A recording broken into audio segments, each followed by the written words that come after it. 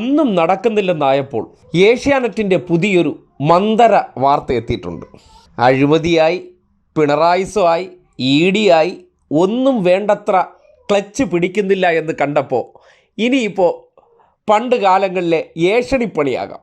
സർക്കാരും CPM-ഉം വീണ്ടും തുടർഭരണം ലക്ഷ്യമിട്ട് മുന്നോട്ട് പോകുന്നതിനിടെ മന്ത്രിസഭയിൽ പടലപ്പിണക്കങ്ങളും അതൃപ്തി. മുഖ്യമന്ത്രിയെ മുൻനിർത്തി കുടുംബാംഗങ്ങൾ ഉൾപ്പെട്ട ഒരു കോക്കസ് ഭരണത്തിൽ അനാവശ്യമായി ഇടപെടുന്നുവെന്ന ആക്ഷേപം മുതിർന്ന CPM മന്ത്രിമാർക്ക് വരെയുണ്ട്. പോലീസ് തലപ്പത്തെ അഴിച്ചുപണി ദിവസങ്ങൾക്കുള്ളിൽ പുനഃപരിശോധിക്കേണ്ടി വന്നത് മന്ത്രിസഭയിൽ വേണ്ടത്ര കൂടിയാലോചനകളില്ലാതെ തീരുമാനങ്ങൾ നടപ്പിലാക്കുന്നതിന്റെ ഒടുവിലത്തെ ഉദാഹരണം. മന്ത്രിസഭയിൽ പടലപ്പിണക്കമാണത്രേ. കാര്യം ഏഷ്യാനെറ്റിൻ്റെ ആൾക്കാർ മന്ത്രിസഭയിലുണ്ടല്ലോ.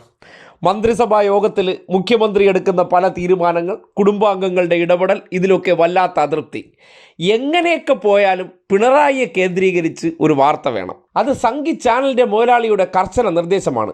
കഞ്ഞി കുടിക്കണോ, പച്ചരി മേടിക്കാനുള്ള പൈസ തരണോ, മര്യാദയ്ക്ക് പോയി പിണറായി വിരുദ്ധ വാർത്ത എഴുത്.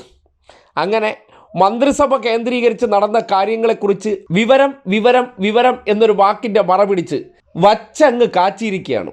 CPM-ന്റെ പാർട്ടി സമ്മേളനം കൂടി കഴിഞ്ഞതോടെ 9 വർഷത്തെ പതിവുകൾക്ക്